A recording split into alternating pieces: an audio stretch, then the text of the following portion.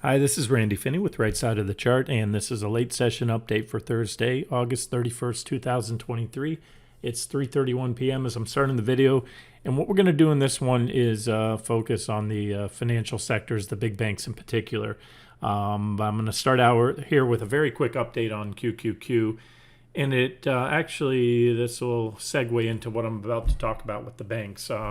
So just to update, here's where we're at. We still have that breakout candle today, extremely low volume. So I've talked about this in the past quite a bit, not lately, but many times over the years. When you see a breakout, technical chart pattern, a break above a significant resistance level, ideally you want to see that breakout occur on 1.5 times the daily average volume.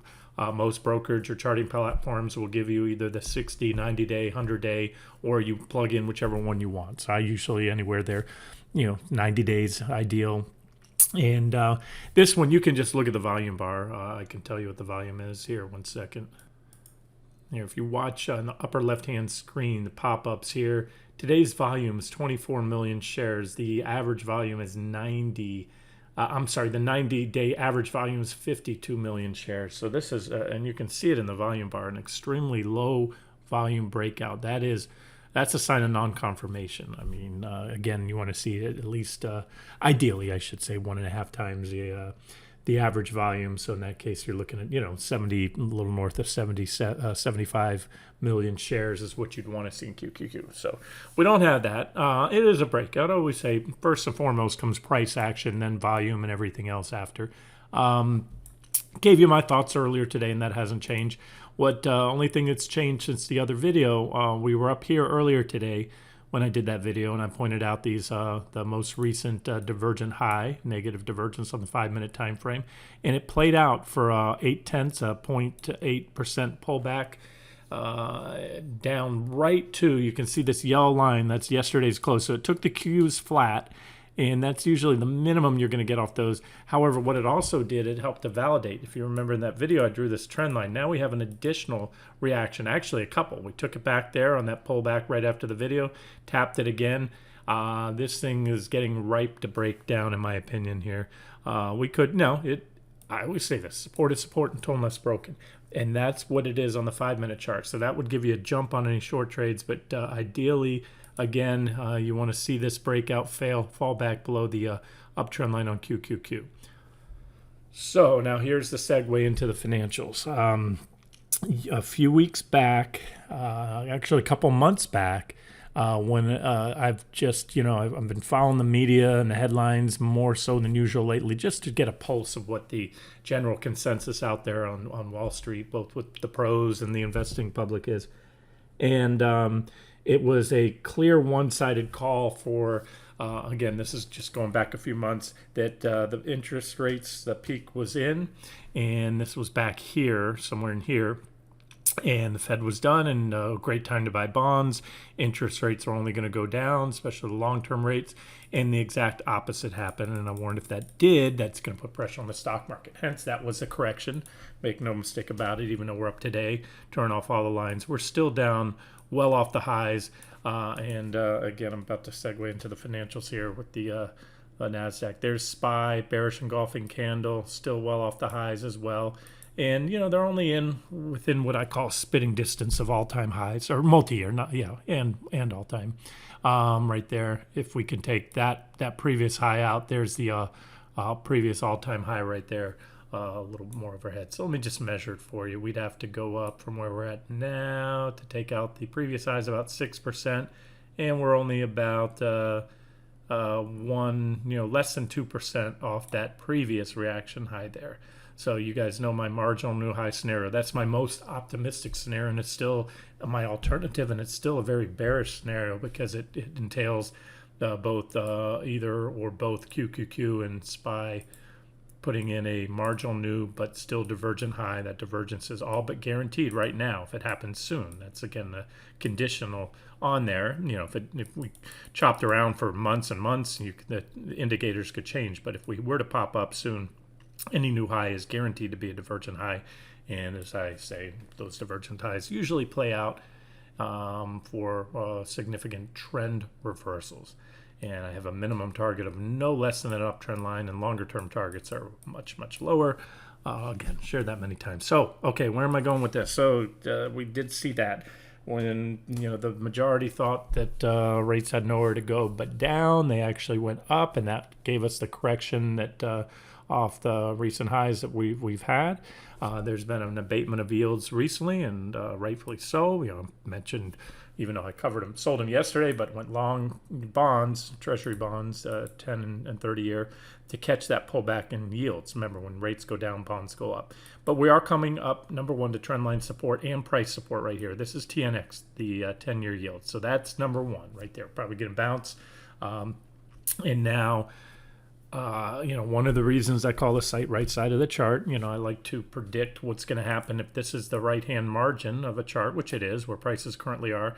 I don't care. I use this, everything that happened in the past, to determine where we're going here. But I also like to make predictions and look at things that others aren't looking at. What's going to be in the news tomorrow? That's what I like to, or next week. And here it is. So that segues over. We already that one already played out. The financials, the treasuries, but where they go from there, I'll certainly monitor. But we're going to take a look at the financials. In particular, we're going to look at the banking sector. Okay, so I'm going to go to BKX, which is the KBW bank sector, and I'm going to go over the top holdings there. Okay, so where I'm going with this is I think the next sector to watch that may have a substantial impact on the market, as if not more substantial than that recent tick up in rates that we just had, is going to be where the bank stocks go from here. I'm just going to adjust. This is bothering me. That trend line needed to be, or resistance level needed to be tweaked. So this is BKX, the KBW bank sector, and that's the recent divergent low that was a catalyst for this rally we had in the banks. But when you go to let's just look at the bigger picture. Let's start out here. You go to long-term charts, you can see I don't have everything drawn up. There's a divergence line that's missing right there that's supposed to be there. But one of the most simple and effective indicators, not on every security, you have to look at every sector, every stock, every index different, but quite often the PPO, the posture of the PPO, which is similar to your MACD. If you don't have a PPO on your charting platform, you can use the MACD, and it's very, very similar. They're close cousins. But when that is above, now this is I like to use the 9 EMA, which is the signal line. That's the white line here, because that's the last of the two to cross. And when it's above the 0 line, that's the dotted line, the trend is bullish. And when it's below, the trend is bearish. So here's the financial crisis. You can see my boxes here. They're in purple. When you were below, and then that's where you crossed over. And so all the big drops in the bank sector, this one, actually, the purple box should be right here only. Put that line there to delineate the trends. I'm just going to circle them here. You can follow the box areas right there. These are the big corrections and bear markets in the banks, including COVID right there. And it's an excellent trend indicator. When you're down below it, the trend is bearish. When you come back to test the 0 line from below, like you did right here, it is often acts as resistance. So unless you cross, that's it. So this one trend indicator, again, it's not a be all end all, but it is a pretty good one, says this trend is still clearly bearish. A lot like in 2008, you had some bear market rallies, certainly. And until 2009, when the bear market was clearly over, that's when you crossed over. And you can see as you zoom in here, the sector as a whole, this is big picture stuff. Remember, I'm doing this comparison to kind of treasuries and everything else, because right now I think I know all eyes, or most eyes, are on tech, big tech. That's what I was focused on recently, right? And we're looking at Apple first breakdown. I highlighted the Magnificent Seven leading into earnings, kind of predicted which ones had clearly bearish charts and were likely to break down after, and even a couple that I said had a good chance of popping up and putting in new highs, marginal new and divergent highs.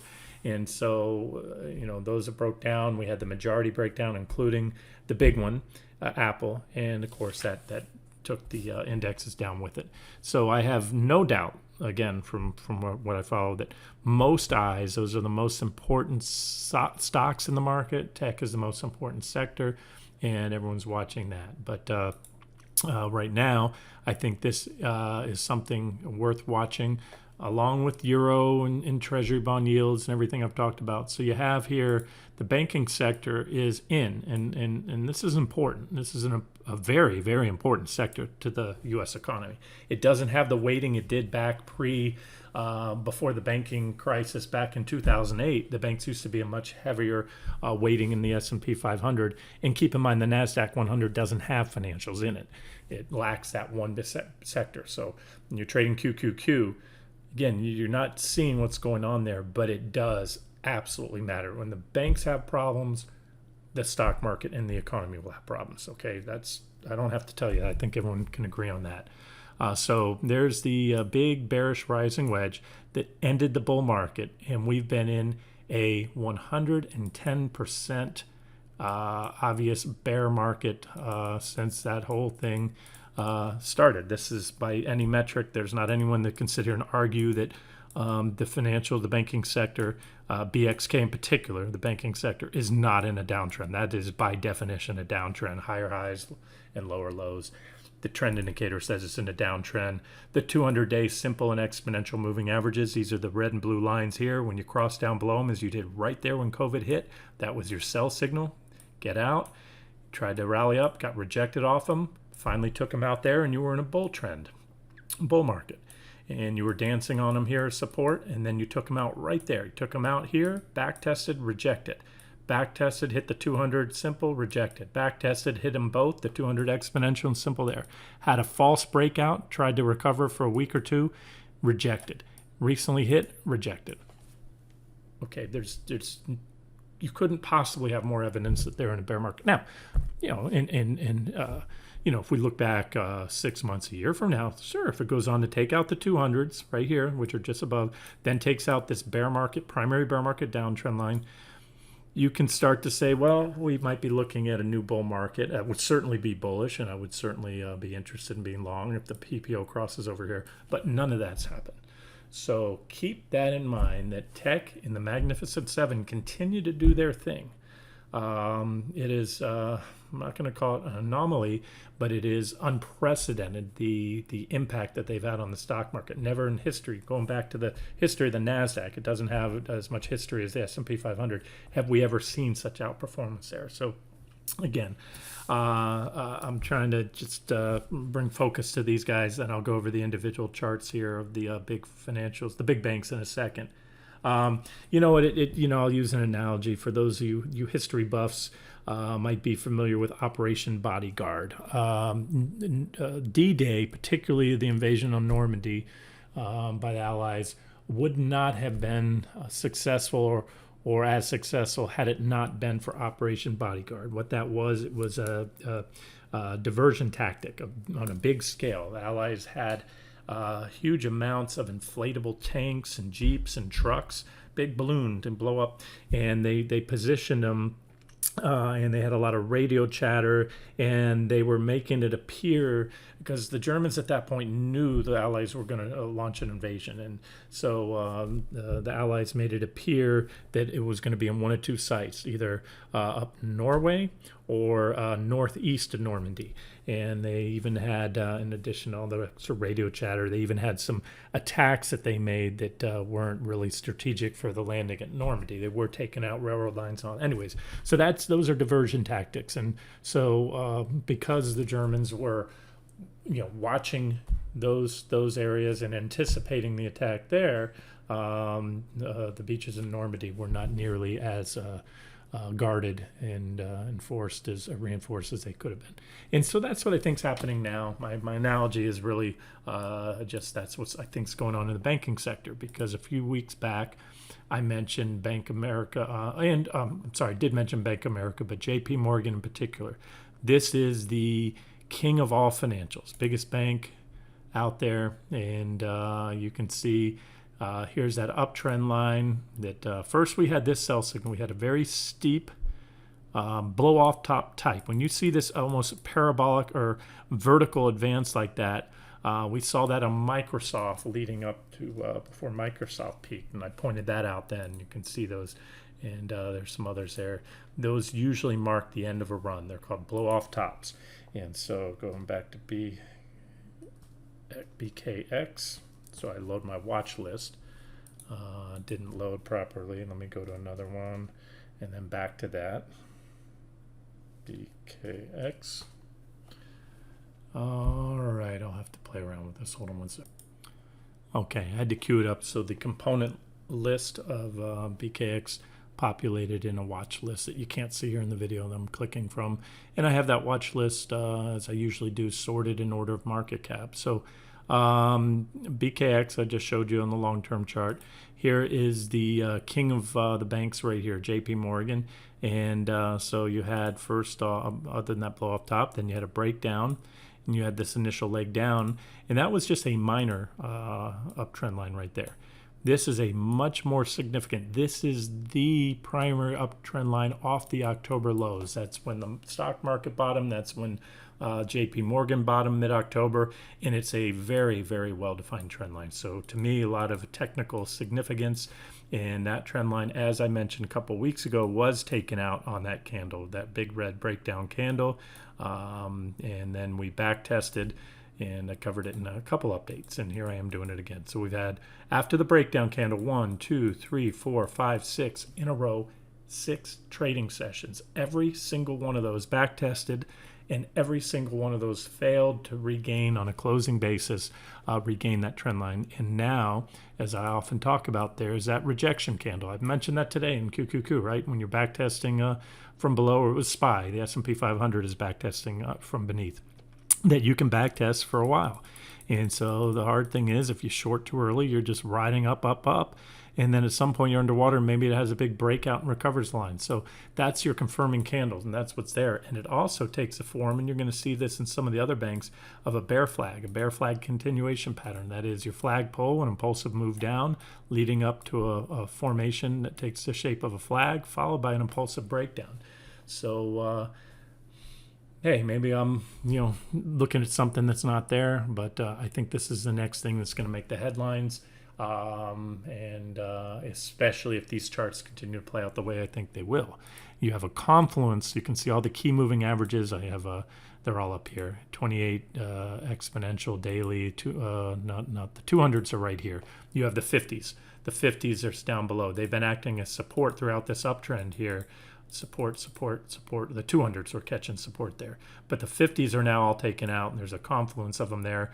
You have a little minor downtrend line that JP Morgan tried to pop, and some short-sighted traders might have took that breakout, but they didn't realize it was a back test of this trend line, and that back test has failed.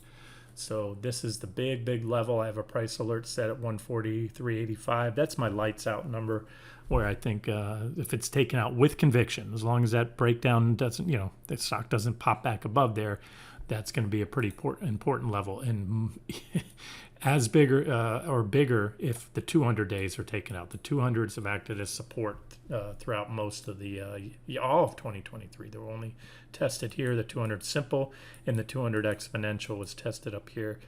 So sell signal 1 already occurred. This is sell signal 2 or breakdown 2, and then the 200 days. And of course, all these are potential. They're support levels. They're also targets.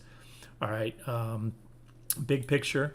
Because what I like to do, I can sit here and tell you if JP Morgan breaks down, the whole financial sector is going down. No, not necessarily, just because it's the biggest bank.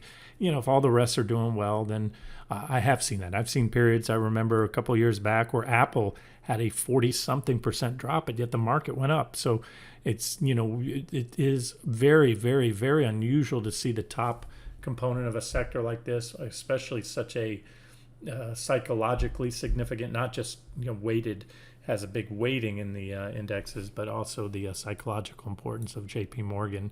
It's obviously the government's favorite bank. They're just, every time there's a region will be bailed out, they'll just come and structure. This is the king of too big to fail. So and if it fails, that's it's not, well, I'm not talking failure here. I didn't mean to ramble and get away from my point. And we're not talking anytime soon, nor would the government let this one fail. They can't. They do whatever it would take to prop it up. However, it doesn't mean they can't stop it from going down. They didn't stop it in 2008. They didn't stop it in COVID. They didn't stop it here. This stock can certainly fall. The company itself, they will never let fail. The bank itself. But it doesn't mean the stock shareholders won't take some pain during corrections and bear markets, or at some point even be wiped out. That's always a possibility as well. A lot of people don't realize many of the airlines flying today, American, Delta, they've all declared bankruptcy in the past. And what happens? Shareholders get wiped out, and they keep the planes, they keep the name, and so a lot of companies have been through bankruptcy reorganizations and still exist in their form, but doesn't help you if you're the stockholder. You don't have those shares. Just like the Eastern Airlines, I think, is flying again, and that's one that went away back in the late 80s. All right, so there it is. Weekly chart, big bearish rising wedge breakdown below there. We had that sell signal last week, and this week we're on Thursday, and that's a second red confirming candle below the primary uptrend line on the weekly, coming off that big divergent high. You almost had virtually an equal high there on the RSI, definitely divergence on the PPO, and last time you had divergence was right here. You got that. Weekly divergence here, 46% drop. That was well into the double digits. And here, 29% right there off that divergent high right there. Okay, so let's quit picking on JP Morgan. You see the levels to watch. You see what's happened recently. Bank America. When I did the financials a week or two ago, I talked about this one. Precariously close. This one is right off. Unlike Apple and all these beloved Magnificent Seven, you've got the largest banks in the U.S. Look like death. Technically, they're well entrenched in bear markets. It started when they peaked back here in the end of 2021, early 2022, and Bank America, has fallen into the October or April lows. Almost 50% cut in half, and it's still flirting with those lows. And there are zero, and I mean zero evidence of a reversal, an end to that trend. This is just a textbook downtrend here, lower highs, lower lows. So if and when it takes this out, it just keeps that bear market going. So something's rotten in the state of Denmark here. You got the banks, not all of them look as bad as Bank America. I'll admit that. I don't want to get overly dramatic here, but technically speaking, you have the triangle pattern. You're below the 200 days. And if you break that uptrend line, that one's probably headed lower. And again, this is a big bank. These banks do matter. Anybody that's been longer term bullish on the banks in the hottest inflationary environment in decades, it's simple. The banks aren't going to do well. They did well in a falling rate environment from the early 80s down to the COVID lows, but they're not going to do so well, especially if rates stay high or keep going up. Anyway, that one does have on the weekly some positive divergence. So if it can break out here, and this is why I do these videos, I look at this collectively, because as important as JP Morgan is and Bank America, it's not any one of those. It's collectively, how are the banks doing? If one bank has problems, it's not that hard, relatively speaking, for the Fed to bail them out and do what needs to be done. If collectively they all the too big to fails are having a lot of problems, that's a big problem for the central banks. So there's Bank America. Despite the recent divergent low, it's still solidly entrenched in a downtrend and below the primary bear market downtrend line in the 200 days.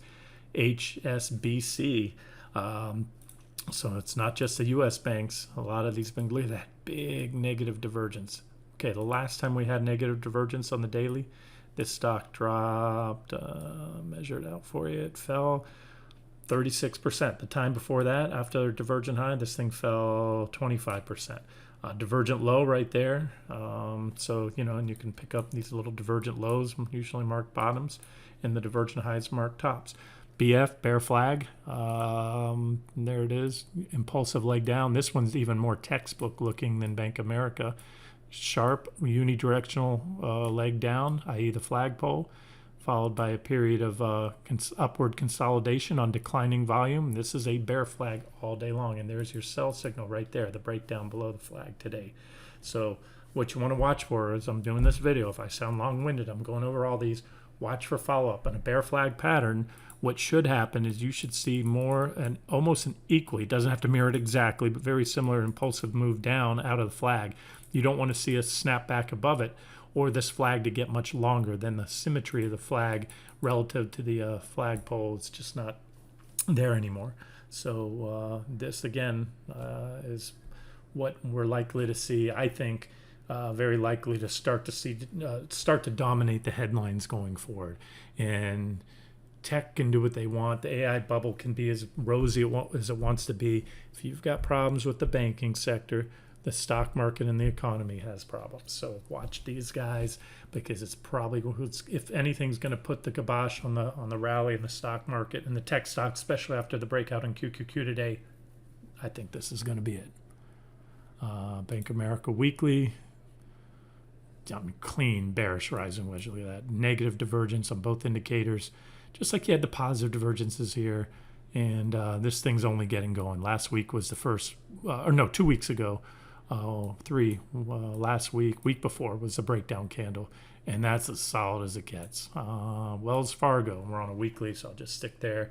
Let me jump over to the daily. Wells Fargo, this is a dead money stock. These banks right now remind me of the airlines. If you've been investing for a long time, the old saying, the airline stocks they just never make money. They always just barely breaking even. Every now and then they go bankrupt. The stocks go up and down, but they're more of trading vehicles. No one's ever gotten rich over holding airline stocks for a long period of time, and that's probably going to be the banks going forward at best case scenario. Probably dead money in a rising rate environment like this, inflationary environment. Royal Bank of Canada, RY, the Canadian banks matter too. And there's your bear market downtrend line, right at pretty good support. You have a descending triangle pattern right there, and so breaks that, your next support's there, and then if it gets below there, it's going to be ugly. TD, another Canadian bank, Toronto Dominion Bank. Potential head and shoulders. It's got multiple shoulders. They call that a complex head and shoulders pattern. Either way, it's zigzagging its way down. You've got a primary bear market downtrend line, and it just doesn't look good. I don't have as strong an opinion on this one as some of the others. Here's Citigroup. Okay, another one that it's just something's wrong here. You look at this drop. This is a textbook looking bear flag continuation pattern, an impulsive leg down followed by an area of consolidation that takes the form of a flag. Now, not a breakdown. At least it's got a stick save. It's right on the line. So again, that's why I do these videos. It does me no good to do it after we're down here. I'm sharing this as both trade ideas and hey, even if you don't trade the banks or you don't trade the S&P, you're only trading tech stocks and whatever else it is, watch this, because what's been going on doesn't matter until it does, and that's what I'm trying to say. And I think it will start to matter and dominate the headlines if we see additional downside in these, a lot of these, those that haven't broken down, like this one, now break down and start moving impulsively lower, and then it becomes obvious, this thing to most, that, we did have a bear flag pattern, and Citibank did just break down to multi-year lows right there, because that's the multi-year low right there is the mid-October lows, and we're as close to those or closer to that low in Citigroup than the S&P 500 is to new highs. So it would be quite unusual to see the banks break down and continue to move down, and the stock market and tech continue to rally like everything's hunky-dory. Again, anything's possible. We've seen just about everything you can possibly think of in the financial markets over the last few years here. So nothing surprises me anymore. All we can do is, take trades with the best probability and keep an eye on things to see what sectors are firming up and which ones might be cracking. This is MUFG, Mitsubishi, so financial group, so Japanese banks as well. There's a big divergent high right there. You can see the negative divergence on the indicators. Last time you had a divergent high here, the stock fell 36%. So I don't have them all marked up, but that's what this one was. So that wasn't even a divergent high. Now this one is. And there's that whole marginal new high scenario. That's what tends to happen. Take it, break out to new highs. If the new high breakouts to new highs have negative divergence, they often fail. So far it's failed, but it's not far off those highs. But here's the thing about it. And it's a big but. You know, if we do anytime soon, again, just like the stock market, anytime soon we'll have, it'll be a marginal new and still divergent high. And again, I'm focused more so on the big banks, and I'm sorry, the U.S. banks, but these do matter. You know, it's the world's become a much smaller place as far as, financially. What happens to Credit Suisse can affect the rest of the banking system. Of course, Credit Suisse now being gone, but I'll get to that in a second. Acquired by or forced kind of acquisition by UBS. All right, a couple more. SAN, Banco Santander, negative divergence here on the daily. I didn't have anything marked up on the weekly, so we'll move on. BMO, Bank of Montreal, another Canadian bank. There's your bear market downtrend line right on support right now. You can see good support here. So a lot of these Canadian banks have the descending triangle pattern. This would be bullish. 200-day moving averages taken out, downtrend line. This would be bearish. It's that simple. So sector to watch. And some of these even have positive divergence. So the case can be made that we rally, especially those that are flirting with, multi-year lows there. There's certainly the case that they could pop and rally. So again, there's a little work to be done. Like I said, I can show you one or two of these breaking down from bear flags, but then others that are still at or right above support. So to me, the takeaway, it's not a hard short right now. It's something to watch, but then something to engage aggressively if we get those additional sell signals. And also it's going to impact the broader market sooner than later if these continue to break down. So there's BNS, Bank of Nova Scotia, beautiful uptrend line, bearish rising wedge, breakdown, been walking its way down, clearly in a downtrend below the 200s, but also has, like many of the Canadian banks, a divergent low right now. So, maybe that divergence plays out, maybe not. SMFG, negative divergence right there, daily chart. And I'll stop here because I mentioned UBS. I could go through them all. Well, ING is next. Maybe I'll cover that one and we'll stop. This is a good example of a blow-off top. UBS, Union Bank of Switzerland, had a clear textbook looking. I think you can see it in the video, and if not, I'll take it back here. This is what a blow-off top looks like. You get a parabolic move on a high volume. We call it a buying climax, blow-off top, many terms. From that blow-off top, it seems to the novice investor or trader just nothing but god-awfully bullish, and it's the exact opposite of that. So you need to learn that, recognize these blow-off tops and selling climaxes too to the bottom.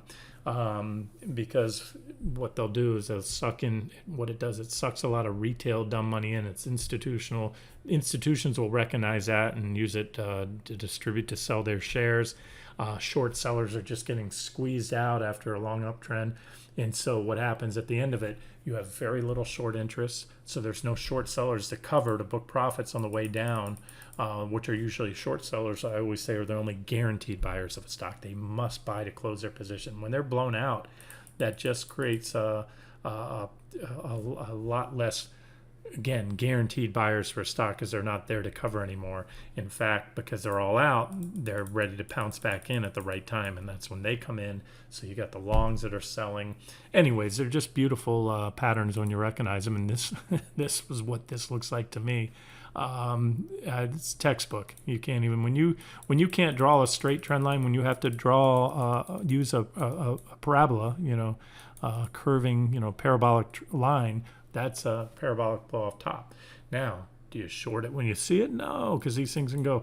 This one looks about ripe in the tooth. This one's set. If we have some of those bear flags broke down today.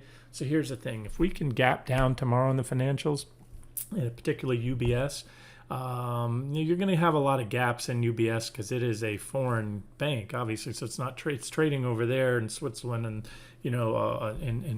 during their market hours, and so you're going to get a lot of gaps on these foreign companies that have shares that trade on the U.S. markets. However, with that being said, it's a big old gap, and if we gap down, that's going to give you an island top right there. An island top is when you have a candle separated by gaps on both sides. And that would be a nice entry point. You've got all the makings of a potential buying climax. See the volumes ticking up here. I think you can see it. I have my volume bars turned down a bit.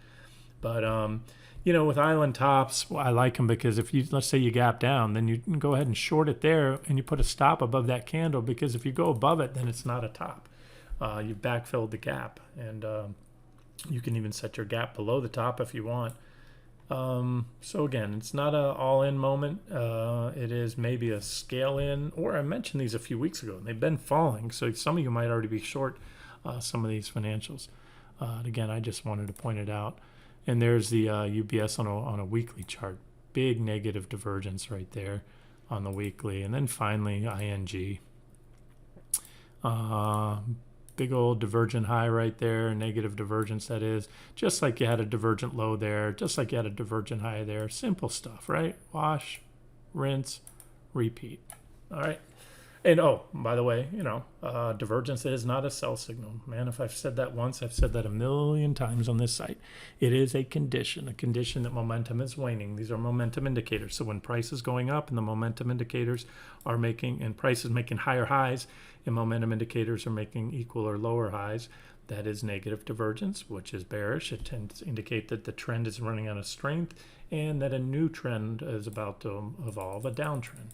So that's what that is. Now, with that being said, even though divergence is not a sell signal, certain things are. You have a lot of these doji, evening star dojis up there on some of these banks. I didn't point them all out. Little doji candles separated by gaps, or separated by gaps there, an island top. You also have a beautiful trend line in which to trigger a sell signal. So that's it. We had a little stick save today. We closed right on the trend line. So again, tomorrow, next week, next month, if this does this and then this, that's what you want to look for. So if you are in agreement that this sector looks like it might be close to taking it on the chin, then I would recommend, duplicating these charts, replicating the trend lines, setting price alerts. And the way it works is the more alerts you have going off, either on one day or within a short period of time, within a week or so, more of these that break down, the more likely it is those breakdowns are going to stick, and then these things are going to play out. What does that mean to play out? Well, here's the measured target of this wedge right here, widest part of the wedge, and that would indicate, if you add it to where it breaks down, that the stock is poised to fall 26%. You say, it's crazy, Randy. Well, last time it had a divergent high, it fell 49%, and last time it had a divergent low, it rose 80%. So I think that's a conservative target, but you need the sell signal. So let me wrap it up here, get the video out to you guys, and I won't do another update on the markets. Like I said, I already gave you the levels to watch on QQQ in the beginning of the video. Really, it's going to be this 5-minute trend line. Oh, look at that. We broke it. We broke it right before the close. I was so wrapped up in the banks, including post-market. Yeah, there it is. There was your sell signal right before the close. So that tells me we're probably going to gap down tomorrow. Futures probably going to go down overnight, but I'll have to take a look at the futures. And then that's going to, again, we didn't fail the main level. We didn't fall back below the downtrend line, but we closed right above it, not far above it. And again, it was on very low volume, that breakout. So we'll watch this as well for any failure down through there. And then, like I said, we're still in that no-go zone for adding any short exposure, in my opinion. But if we fall back down below here, especially below these red lines, that's where I think it'll be a very swift move to the downside. All right, we will wrap it up here. This has been Randy Finney with Right Side of the Chart. Have a great day.